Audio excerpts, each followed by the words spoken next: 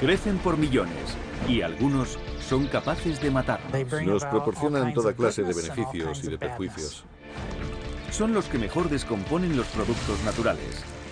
Amenazan con destruir nuestro hogar y nuestro cuerpo. Incluso pueden afectar a nuestra mente. Sin embargo, han salvado millones de vidas y pueden salvar el mundo.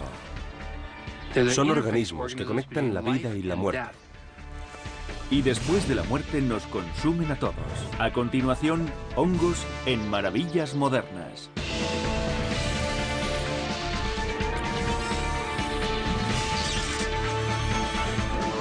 Maravillas Modernas. Hongos. Hay infinidad de hongos entre nosotros en cada momento del día. El reino de los hongos abarca aproximadamente 1 millón de especies o más. Dentro de cada uno de nosotros prosperan más de 100.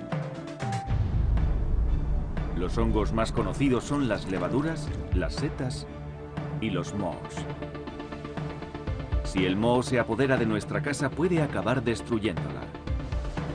Más de 25 millones de americanos sufren alguna especie de reacción alérgica a toxinas llamadas micotoxinas, que están relacionadas con los mohos y flotan en el aire. Cada año muere un número indeterminado de pacientes debido a una sobreexposición.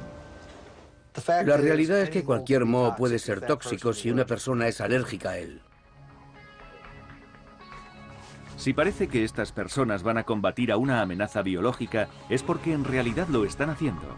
Son especialistas en la lucha contra el moho y tienen que protegerse para impedir que esporas potencialmente peligrosas infecten pequeños cortes en la piel o pasen a los pulmones. Las campañas contra el moho es una industria que mueve 3.000 millones de dólares al año en Estados Unidos. Su objetivo es crear recintos limpios con una cantidad normal de esporas. En otras palabras, menos esporas dentro de casa que fuera de ella. Tratamos de que haya una cantidad normal. Resulta imposible hacer que desaparezcan completamente las esporas de una casa. Para eliminar una gran colonia de moho, los limpiadores suelen retirar la moqueta y el pladur de las habitaciones. A veces tienen que tratar a la madera que hay detrás. Existen varias maneras de tratar las cepas, dependiendo de la gravedad del daño. Se las puede pulverizar y en algunos casos basta con frotar. Para grandes limpiezas se usa también hielo pulverizado. La combinación de frío extremo y la fuerza del chorro hace que el moho se encoja y se despegue de la superficie. En cuanto los limpiadores tratan y limpian las superficies afectadas, los propietarios pueden reacondicionar la casa. El trabajo de los limpiadores es realmente el último paso de todo un proceso. Antes de intervenir, un especialista en moho debe evaluar la gravedad de los daños. Cuando se confirma la presencia de moho en la casa, el consultor recoge muestras superficiales y del aire, también de las habitaciones contiguas, para comprobar si se ha extendido la contaminación. Las muestras se analizan en un laboratorio para hacer recuento de esporas e identificar el tipo de moho. El moho se propaga por el aire a través de esporas. Su principal forma de reproducción es similar a las semillas de las plantas. De la espora crece una hifa o filamento. Un colectivo de esas hifas, conocido como micelio, forma una red parecida a un conjunto de raíces, la parte visible del moho. El micelio emite enzimas que descomponen los alimentos, o como en este caso, la pared, para absorber o ingerir los nutrientes. A más esporas, más moho. Producen colonias que esparcen las esporas. Normalmente es un círculo vicioso. Muchas personas temen al moho negro, y hay que señalar que existen muchos tipos de moho que poseen ese color y otros de colores diferentes que pueden resultar igual de peligrosos. Como las serpientes cuando se sienten amenazadas, algunos tipos de moho lanzan toxinas para defenderse. Si esas micotoxinas alcanzan la suficiente concentración, el efecto en las personas que están cerca puede ser devastador. El moho afecta de diferentes maneras a las personas. En general son más vulnerables las personas muy jóvenes, muy mayores y los que tienen problemas de inmunidad. El moho necesita dos sencillos componentes para prosperar: Virtualmente cualquier sustancia orgánica les sirve de alimento.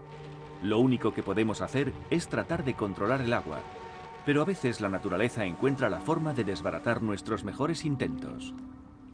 Si surge un periodo de fuertes lluvias, el agua se filtra por el suelo y es absorbida por los materiales de los edificios. En el caso de la celulosa, el moho la utiliza como alimento y crece adherido a ella. Otro factor que produce muchos problemas en los sótanos son las humedades. La humedad relativa conveniente para los edificios oscila entre el 40 y el 60%, y en estos casos suele ser de un 84%, y la temperatura de unos 28 grados. Si se seca la zona afectada, no aparecerá el problema. Aunque esta pared tenga que ser tratada por especialistas, en los baños se suele encontrar una forma muy corriente de moho. Se le llama mildew y tiene los mismos peligros que otros tipos de moho, pero se eliminan con más facilidad. La causa casi siempre es la falta de ventilación. Para prevenir basta con tomar pequeñas precauciones. Por ejemplo, dejar la puerta del baño abierta después de la ducha. Hay una recomendación muy sencilla para limpiar moho de cualquier tamaño. Yo recomiendo que no se use lejía porque se adhiere a las superficies. La lejía que se usa para la limpieza lleva agua, y el agua hace más daño que los beneficios que proporciona la lejía. El primer paso para resolver el problema es matar el moho secándolo. Y luego limpiaremos con cualquier producto de limpieza casero menos lejía. Fuera de nuestros hogares, los hongos prosperan en la naturaleza.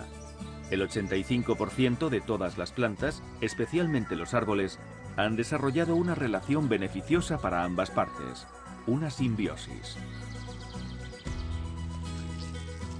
El micelio de los hongos es lo que mejor descompone los organismos naturales. Descompone hojas y otros organismos formando un rico compost que sirve para alimentar a los árboles. Muchos no ven nada aquí, pero está saliendo el micelio que se encuentra justo bajo la capa superficial. La red del micelio que hay bajo mi mano puede tener una extensión de unos 500 kilómetros. En un centímetro cúbico habrá más de 800 metros. Este micelio se debe a la caída de las agujas del árbol, que a su vez le proporcionan alimento. Por debajo hay polvo. Son los magos de la naturaleza, los responsables de formar el mantillo. Son organismos que conectan la vida y la muerte. ¿Es muy efectiva esta relación simbiótica? Vamos a comprobarlo. El mayor organismo del mundo es el manto de micelio que hay al este de Oregón, con unas 900 hectáreas, más de 2000 años de antigüedad y una superficie de una célula de espesor. Los científicos consideran que este micelio gigante de 35.000 toneladas de peso y apropiadamente llamado Humongous fungus juega un papel crucial en el ecosistema forestal. Matando y descomponiendo árboles viejos y débiles, produce comida y espacio en el que crecen plantas y animales. Pero hay otros hongos que invaden y destruyen las cosechas. Las pérdidas para los agricultores americanos superan los 20.000 millones de dólares al año. El Ustilago maidis hace que cereales como el maíz se hinchen y se llenen de un moho parecido al hollín. El mildew en polvo provoca una de las enfermedades más temidas de la vid y también resulta muy perjudicial el Fusarium graminearum para el trigo y la cebada. Solo en Estados Unidos se estimó que durante los años 90 los daños directos causados a los agricultores por el Fusarium graminearum fueron de unos 1.300 millones de dólares. Los daños indirectos fueron del orden de los 4.000 millones. Mientras unos hongos se ocupan de destruir las cosechas, otros se encargan de destruir a otros hongos. Investigadores del National Center for Agricultural Utilization Research americano tratan de encontrar la forma de aprovechar la batalla natural entre hongos.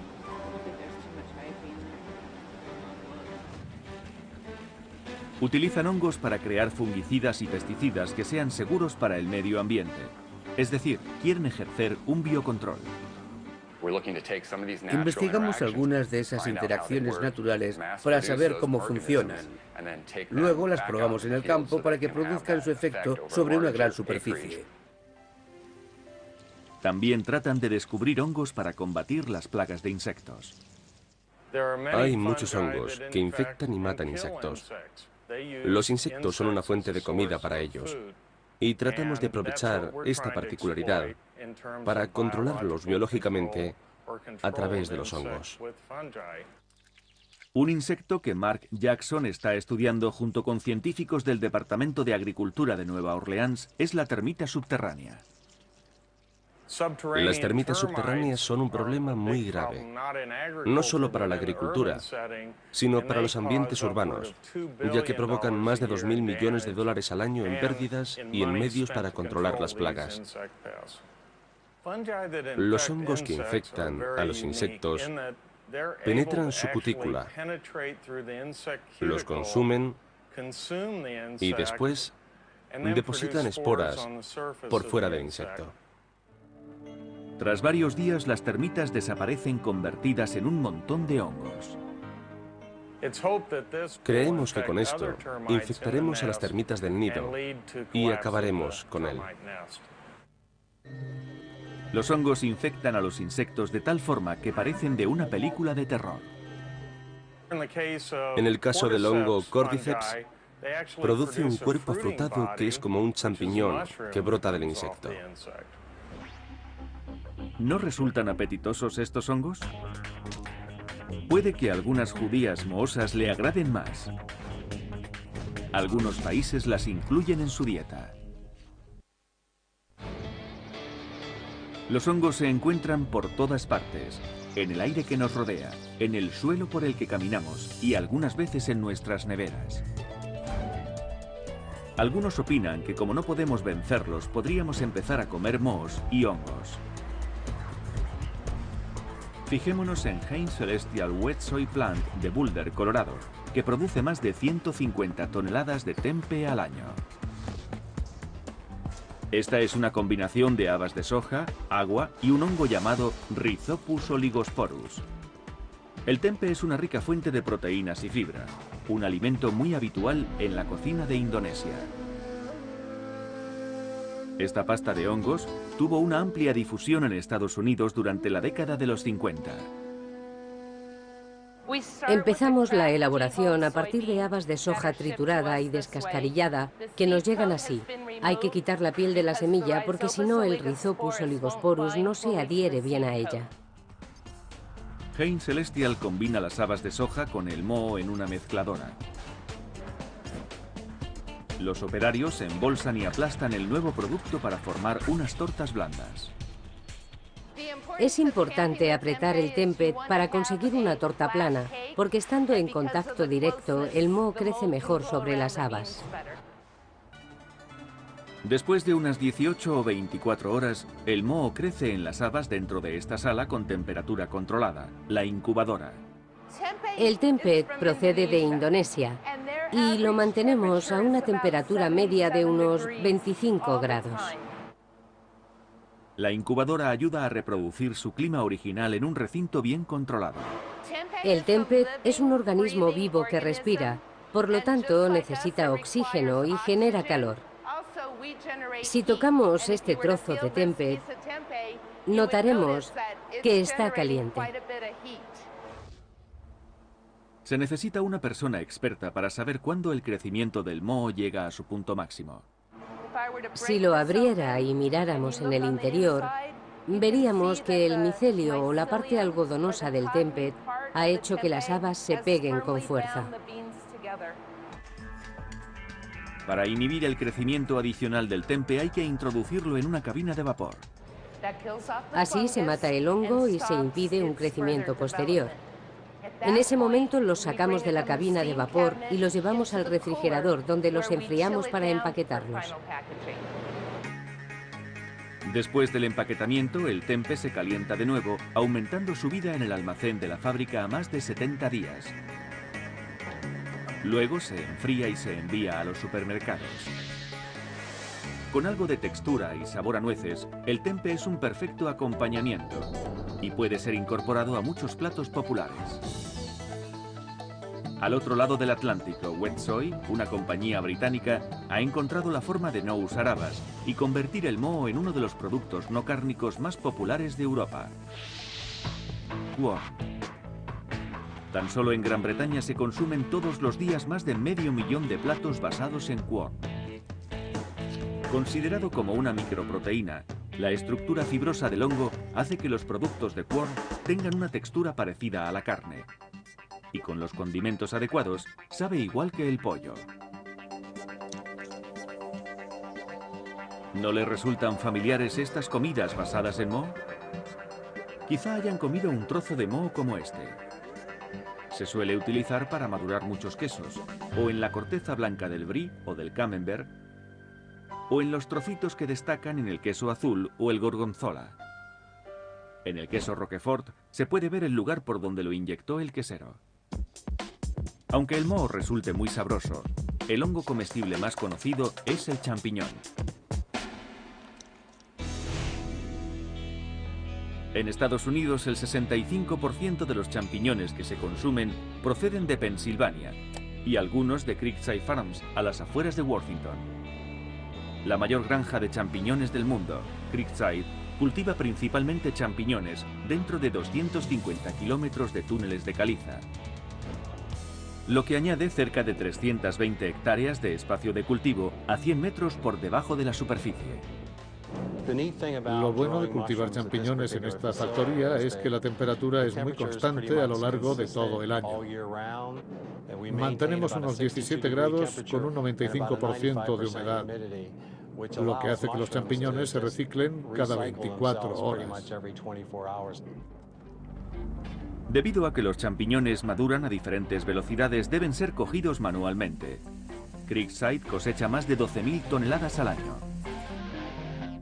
Pero a 450 kilómetros se encuentra Kennett Square, que se ha autodenominado la capital mundial de las setas.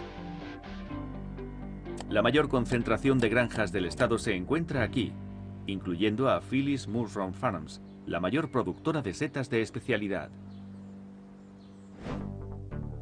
Aquí las setas crecen en bolsas, botellas y lechos.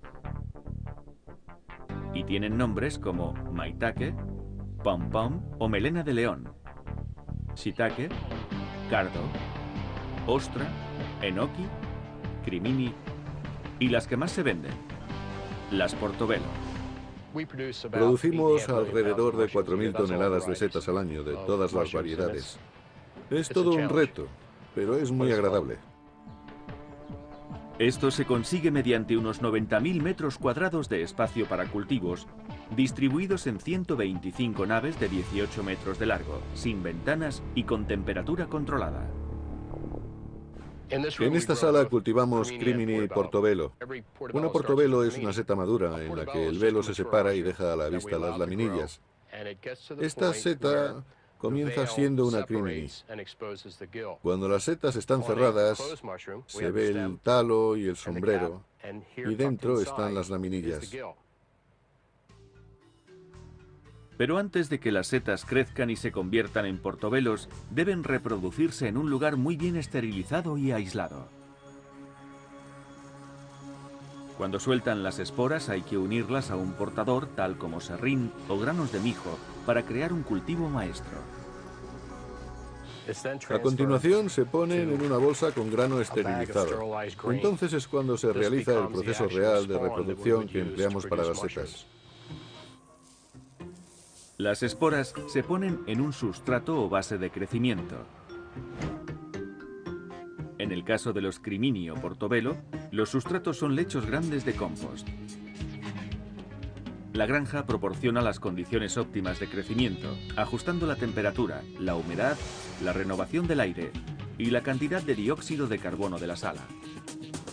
Estos hongos blancos que vemos aquí son realmente setas. Lo que se come es el cuerpo afrutado del hongo, que es lo que conocemos como seta.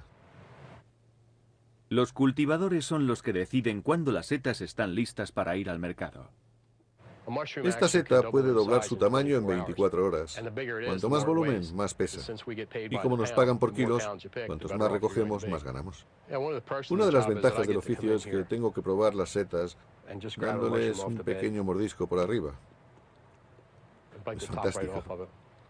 Una buena forma de preparar portobelo es quitarles el tallo, macerarlas con nuestra salsa italiana favorita durante unos 15 minutos, hacerlas en la parrilla, añadirles un poco de queso asiago, algo de pimiento rojo asado, ponerlas en una baguette crujiente y bellísimo.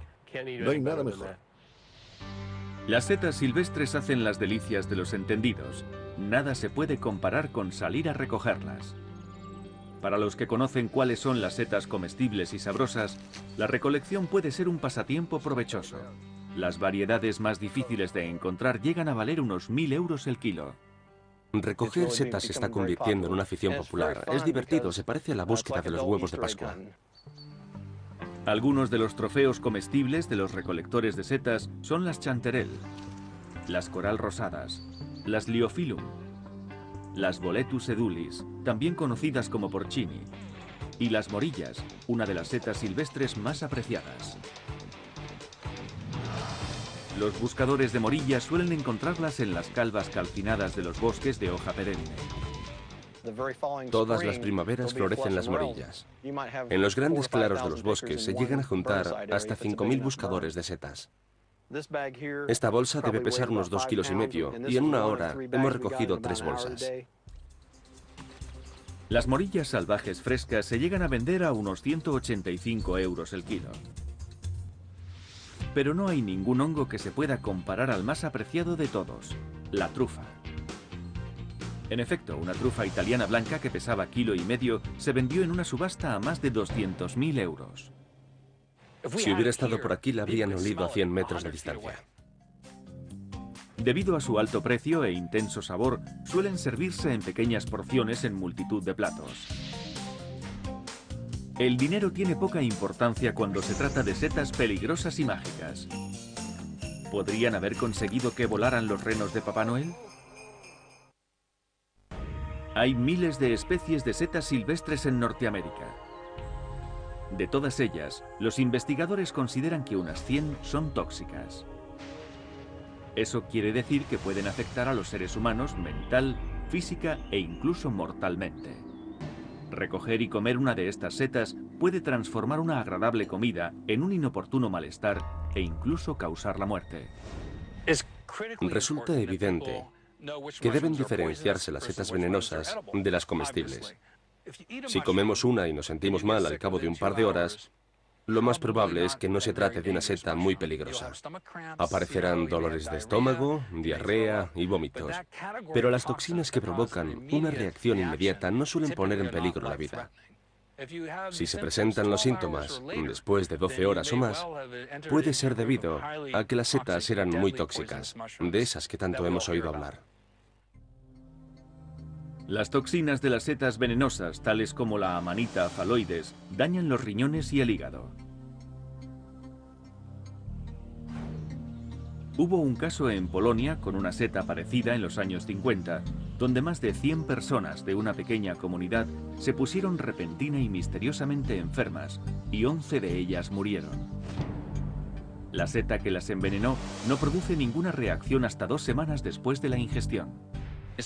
De ella se ha dicho que es la perfecta asesina, porque se puede comer, no produce ningún síntoma. La asesina se marcha y 2 semanas más tarde, la víctima muere. Quizás eso fuera lo que pensara la emperatriz romana Agripina cuando en el año 54 después de Cristo quiso que su hijo subiera al trono. Se dice que su marido, el emperador Claudio, murió debido a causas desconocidas después de comer un plato de setas. Y eso mismo le ocurrió a Alejandro I de Rusia y al emperador Carlos VI del Sacro Imperio Romano. Nunca debemos comer setas si no las conocemos bien. Hay que ir siempre con un experto y siempre debemos conservar algún ejemplar, así que es mejor no comerlas todas. Existe una seta que raras veces causa la muerte, pero es muy conocida como sustancia psicoactiva. La Amanita muscaria, la famosa seta venenosa, la seta roja con manchas blancas que nos recuerda a Santa Claus, a las Navidades y a sus adornos. En Siberia los chamanes la han utilizado durante mucho tiempo. La Amanita muscaria contiene muchos compuestos, pero los 3 más destacados son ácido iboténico, muscimol y muscarina. La muscarina produce una abundante salivación, dolores abdominales, náuseas y en algunos casos parada respiratoria, incluso la muerte. Cuando los chamanes comían esa seta, los riñones filtraban la muscarina y vertían el muscimol a la orina. Seguidamente sus discípulos bebían la orina, que ya no contenía la nociva sustancia, y luego tenían una experiencia muy placentera. A los renos también les encantan estas setas. Según algunas leyendas, hacían que los renos de Santa Claus alucinaran y se pusieran a dar brincos como si fueran a volar. No olvidemos al tipo regordete con adornos blancos. ¿Les recuerda a alguien? Quizás estas no tengan una apariencia tan pintoresca, pero son setas que contienen otra sustancia que altera la mente, la psilocibina. Los efectos de la psilocibina o de las setas que la contienen en las personas dependen de la dosis, pero esta sustancia induce una alteración de la consciencia. Se suelen tener alucinaciones. Para que produzca este efecto en el cerebro, la psilocibina se metaboliza en psilocina, que tiene una estructura similar a la serotonina, un neurotransmisor natural que afecta nuestro ánimo. La psilocina liga los receptores de serotonina y excita los nervios como si se hubiera liberado un flujo masivo de serotonina. Se abren las puertas y gran cantidad de información entra en el cuerpo. El arte antiguo nos habla del uso de las setas alucinógenas, conocidas como setas mágicas, que se inició hace más de 7000 años.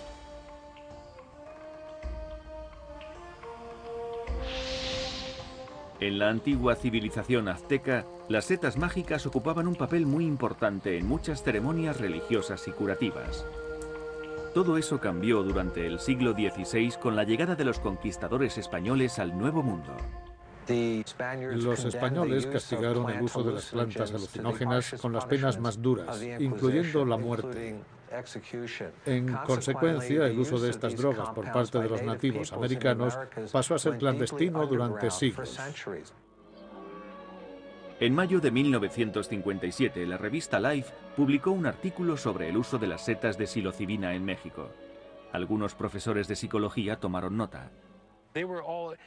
Hubo muchos casos en Harvard cuando desde México empezaron a conocerse los efectos del consumo de estas setas.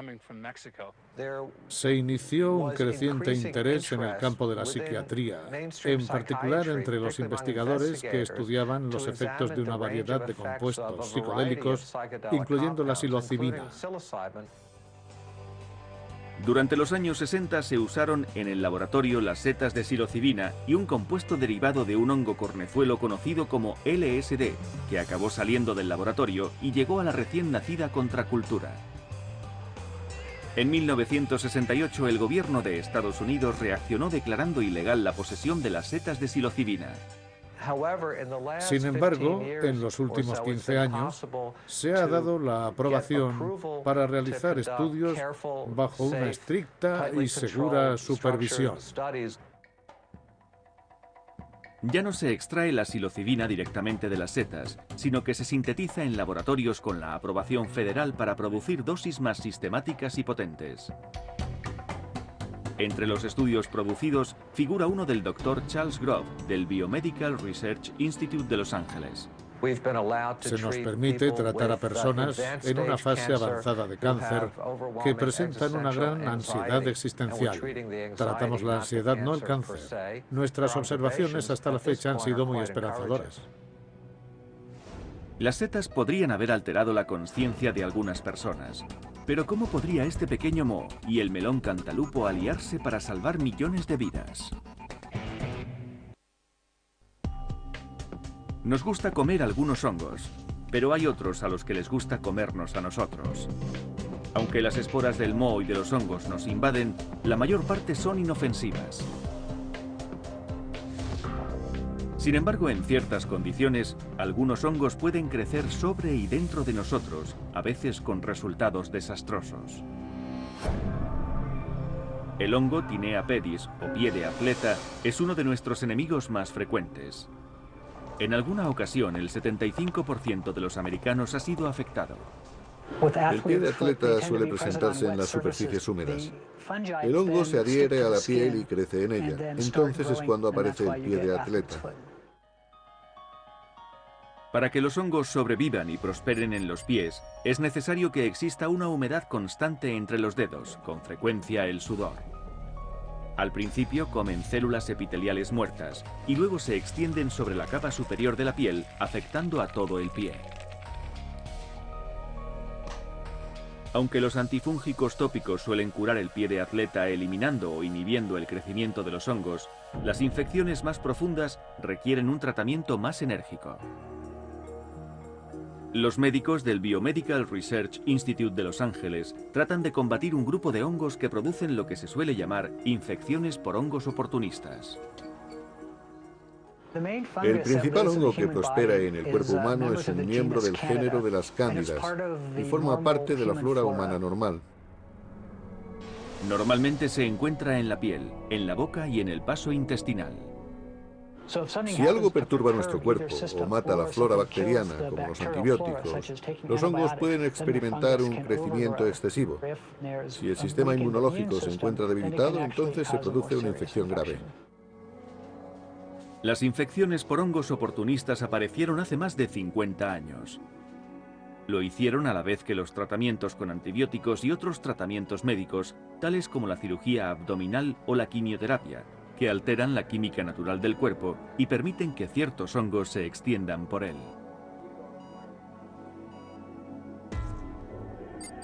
Las cándidas se adhieren e invaden los tejidos que las rodean. Los hongos se sirven del torrente sanguíneo para viajar por el cuerpo, infectando pulmones, hígado, bazo, cerebro, ojos e incluso los huesos.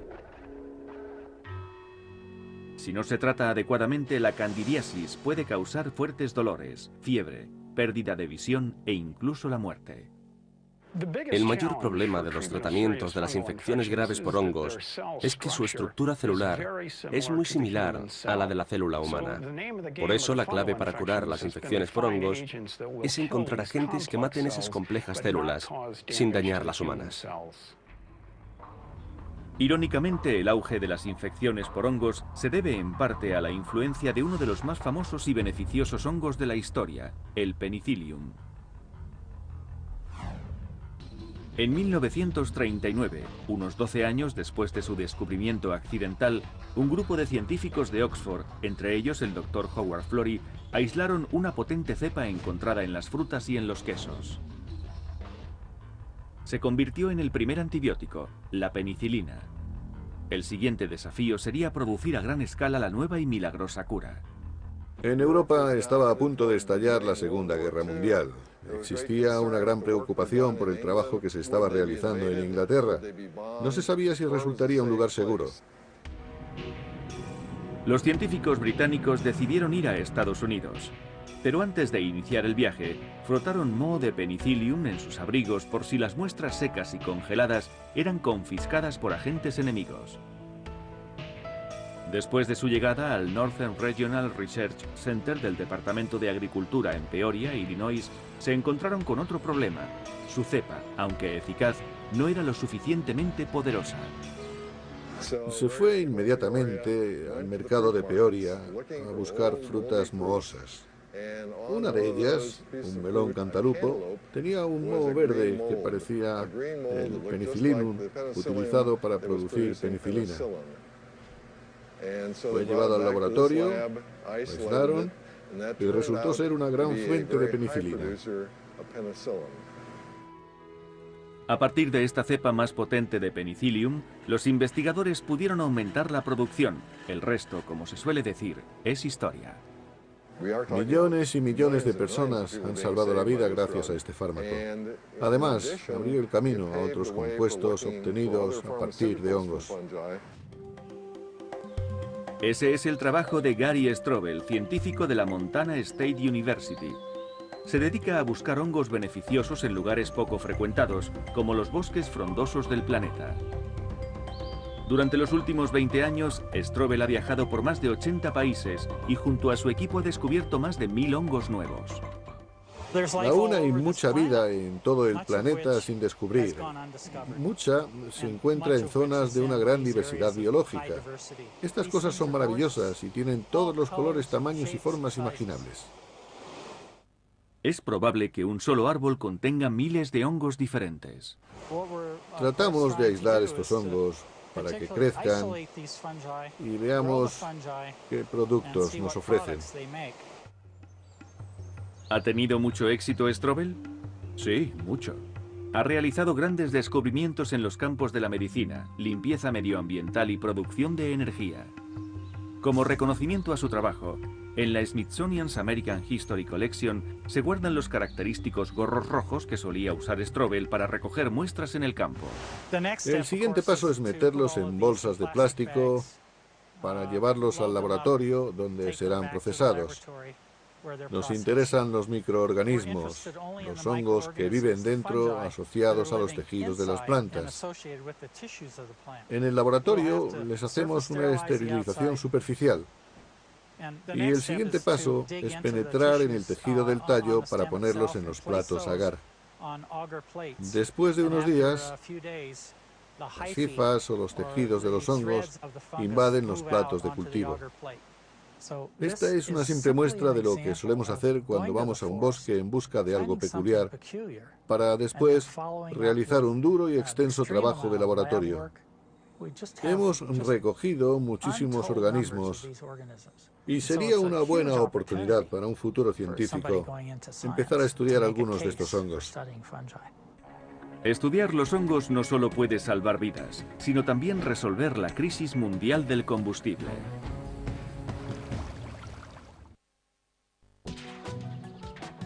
En las instalaciones de la Fungi Perfecti a las afueras de Olympia, Washington, el especialista en hongos, Paul Stamets, trata de encontrar nuevas formas de utilizar las siempre sorprendentes setas. Estos son sacos llenos de trocitos de madera.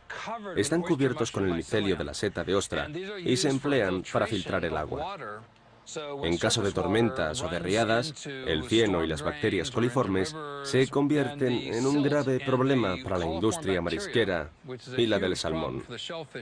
Pero las bacterias son filtradas por los sacos y el micelio los degluye. El micelio digiere las bacterias y las descompone formando productos del petróleo, diésel e incluso pesticidas. Utiliza las bacterias como alimento. Además beneficia al ecosistema proporcionando nutrientes a la cadena alimenticia de muchos otros organismos.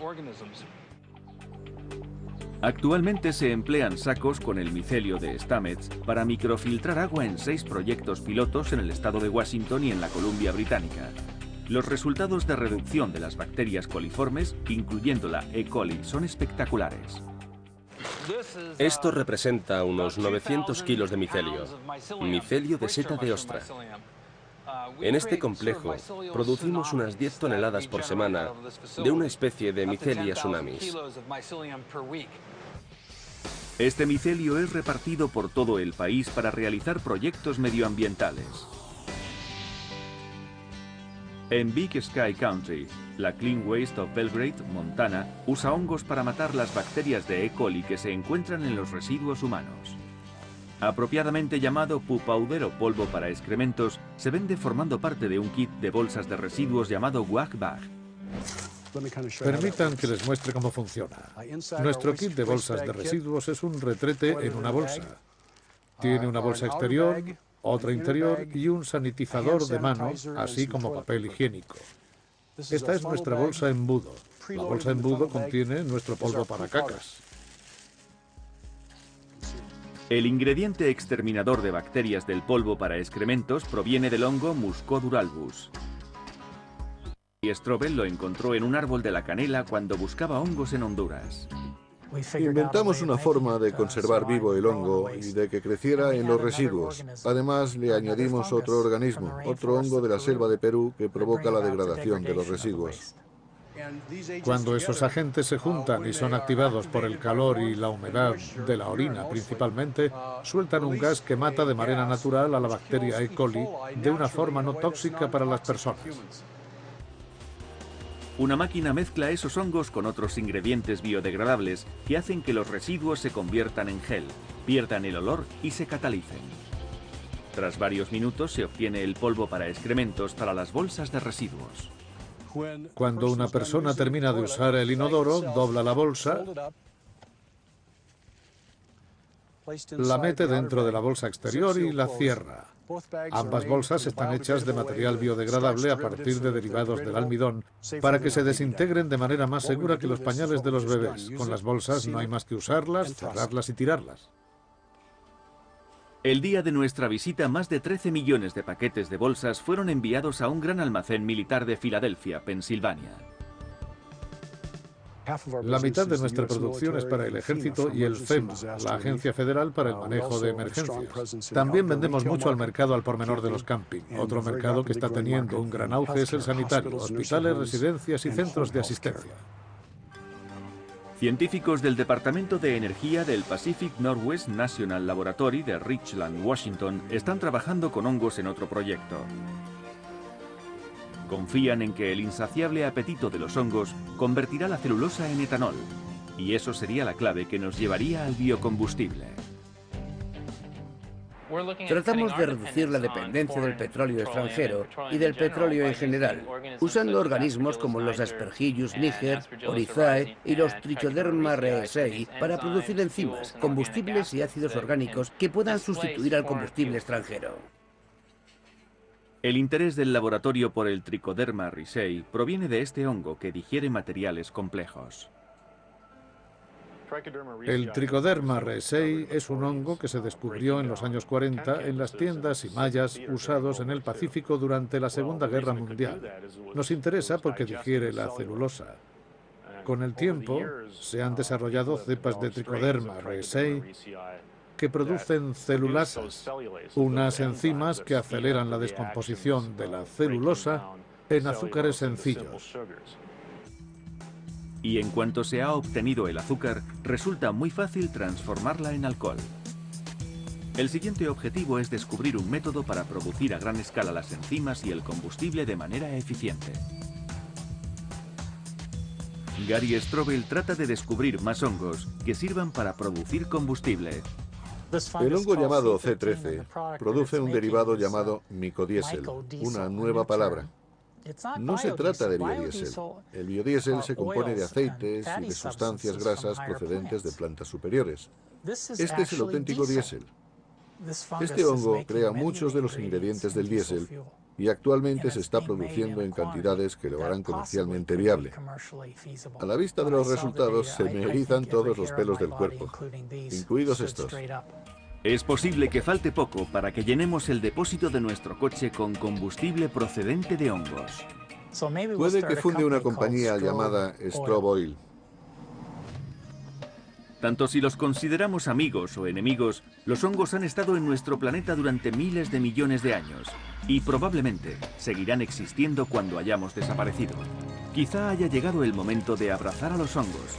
Después de todo, siempre han estado a nuestro lado. Definitivamente todos acabaremos formando parte de los hongos. Cuando muramos, serviremos de infusión a los hongos.